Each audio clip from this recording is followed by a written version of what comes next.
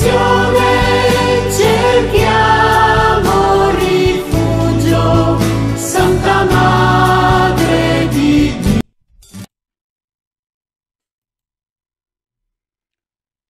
Laudetur Jesus Christus, Semper Laudetur.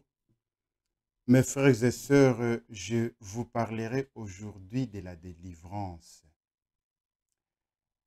C'est une prière pour chasser les démons et son action.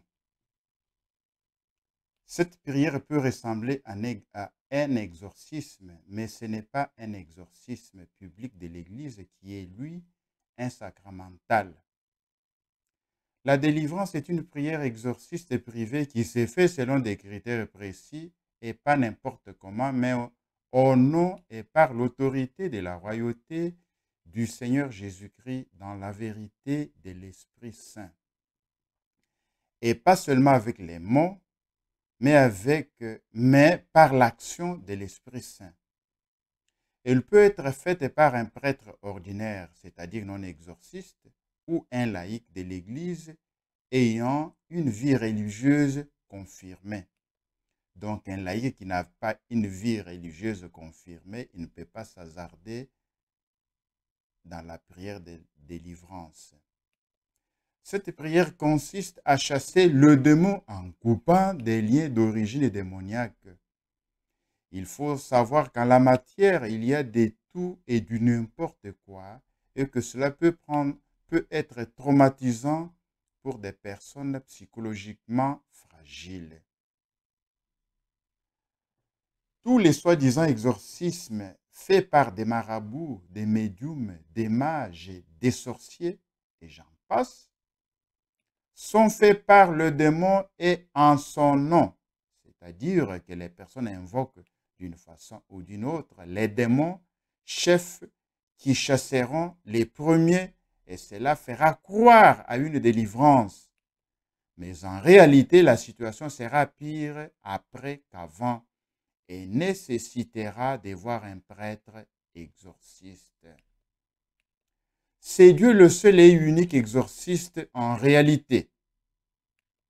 Le maître mot en matière de prières de délivrance est la douceur et la discrétion. Si vous rencontrez quelqu'un qui commence à vous faire une prière de délivrance en hurlant, fuyez. Et en groupe aussi, fuyez. Parce que parfois, les démons ou les mauvais esprits changent d'appartement.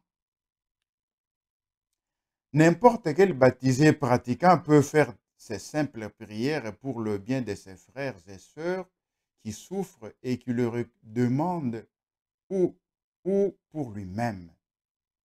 Ces prières peuvent parfois être indispensables, mais pas essentielles. Ce qui est d'abord primordial pour être délivré est d'aimer Dieu et de chercher à l'aimer même si on n'y arrive pas. Cela n'est pas très grave. C'est le propre de l'homme de ne pas arriver à aimer Dieu justement. Mais lui, il donne la grâce pour cela et avec la grâce, on peut faire facilement ce qu'on est absolument incapable de faire autrement. Tout ce que peut faire l'homme par lui-même ne sert à rien contre les démons, sinon les faire ricaner. Mais par contre, la présence de Dieu le fait fuir très loin, vraiment loin. Tu es tellement puissant, ô mon Dieu, dans ton amour infini pour les hommes. Cherchez d'abord le royaume et tout le reste vous sera donné par surcroît, nous dit Jésus dans l'Évangile. La grâce est donnée gratuitement et Dieu nous exauce par la foi. Il faut donc chercher à nourrir et éclairer sa foi d'abord. Et il faut regarder l'amour du Christ par-dessus tout et ne pas s'en laisser détourner par les manœuvres et illusions du malin esprit qui ne cherche justement que cela. C'est l'amour de Dieu qui compte, le diable, le reste, il faut les mépriser absolument. La prière de délivrance est utile pour couper des liens ou aider dans des difficultés spirituelles particulières et passagères, et être dite par n'importe quel prêtre ou simple fidèle. Mais elle ne peut absolument pas remplacer et n'a pas du tout la compétence d'un exorcisme. Prochainement, une autre fois, je pourrai faire la distinction entre l'exorcisme et la prière de libération ou de guérison ou de délivrance. Continuons. Si on soupçonne une action des forces du mal, il est vraiment préférable de consulter un prêtre exorciste pour cela. Alors, il y a des points à ne pas négliger en matière de délivrance. Ce sont des ordres adressés aux démons, et cela ne se fait que par le nom, l'autorité et la royauté du Christ Seigneur. Et on ne fait pas cela comme ça, on reçoit cela, ou plutôt le Seigneur prête son autorité souveraine pour cela, comme il veut et quand il veut et autant qu'il veut. Posons-nous une question. Est-il dangereux de s'adresser directement aux démons? Oui, absolument. Et cela ne peut s'inscrire que dans un combat spirituel serré. Donc, je ne veux pas que des personnes s'exposent à cause de la présomption. C'est croire fort ce qui fait tomber dans l'orgueil. Leur faiblesse n'est pas être suffisamment unis au Seigneur. Leur ignorance, être inconscient des dangers réels, ou par désobéissance à la volonté de Dieu, les faire uniquement de sa propre initiative, ça non. Normalement, tout chrétien digne de ce nom peut chasser le démon, mais dans des conditions précises, spécifiques et particulières. Il est impératif d'avoir une vie spirituelle très solide et très régulière et d'être en état de grâce pour ce type de prière.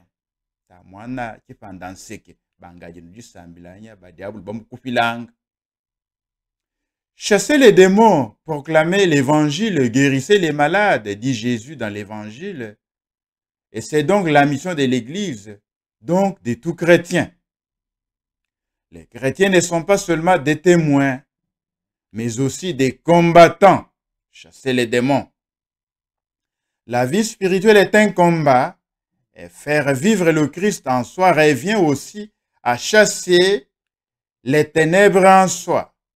Sauf qu'il existe des cas spécifiques réclamant des prières spécifiques et ou la consultation d'un prêtre spécialisé, exorciste.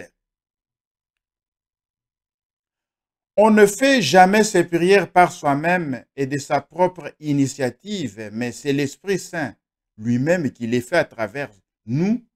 Et le plus souvent, les personnes demandent spontanément ce genre de prières, car justement l'Esprit Saint les inspire pour cela. Il faut avoir une familiarité avec le Saint-Esprit, invoquer continuellement le Saint-Esprit.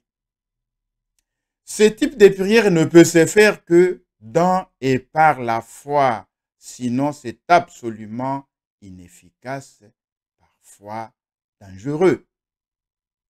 Dire ces prières sans toutes les prescriptions données avant, surtout si ce n'est pas Dieu lui-même qui donne d'être amené à le faire, c'est prendre un risque d'être exposé à des conséquences néfastes pour sa personnalité, santé psychique et pour sa vie, santé physique. Par exemple, au nom de Jésus-Christ, va-t'en Satan, est déjà une prière de délivrance, car elle intime le démon. Sans la foi, ces prières sont totalement inefficaces. Il faut vraiment s'armer contre les assauts du démon, recommandés avant toute prière de délivrance. Alors, armons-nous en faisant cette prière. Au nom du Père et du Fils et du Saint-Esprit. Amen.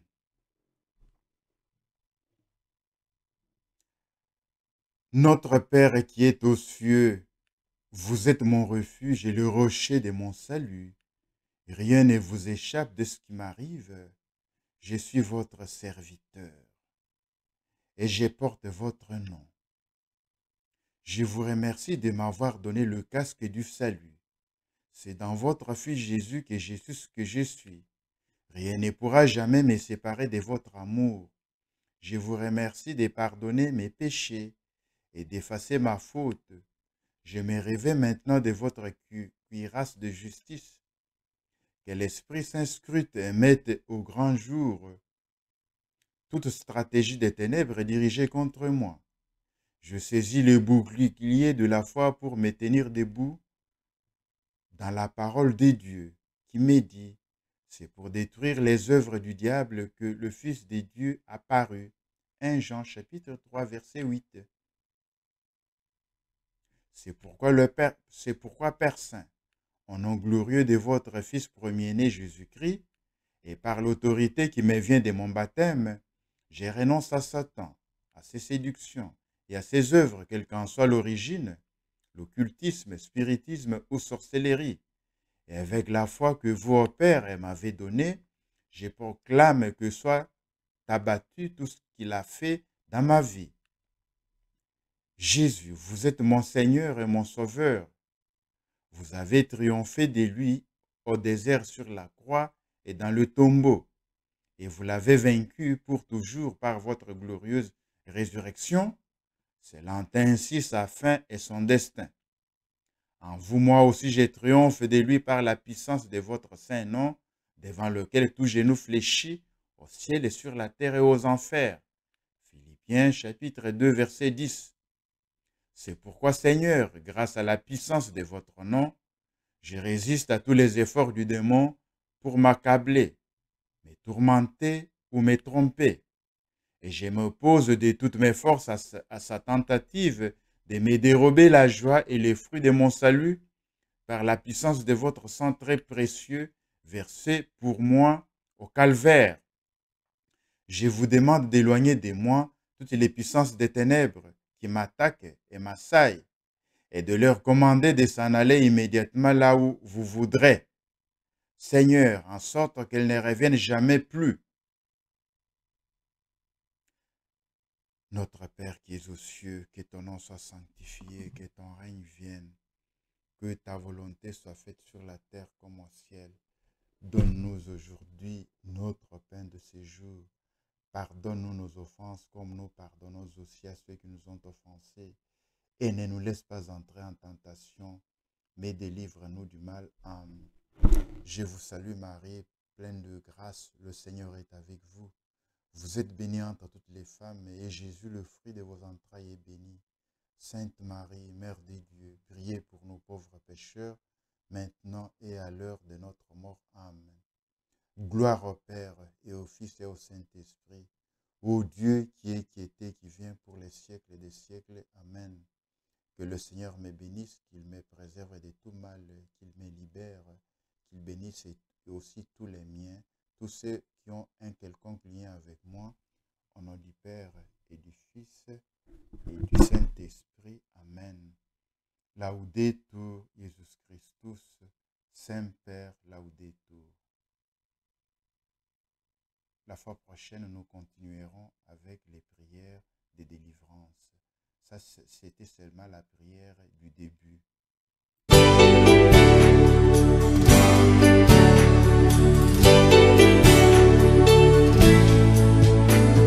Sotto la tua protezione cerchiamo rifugio, Santa Madre di Dio.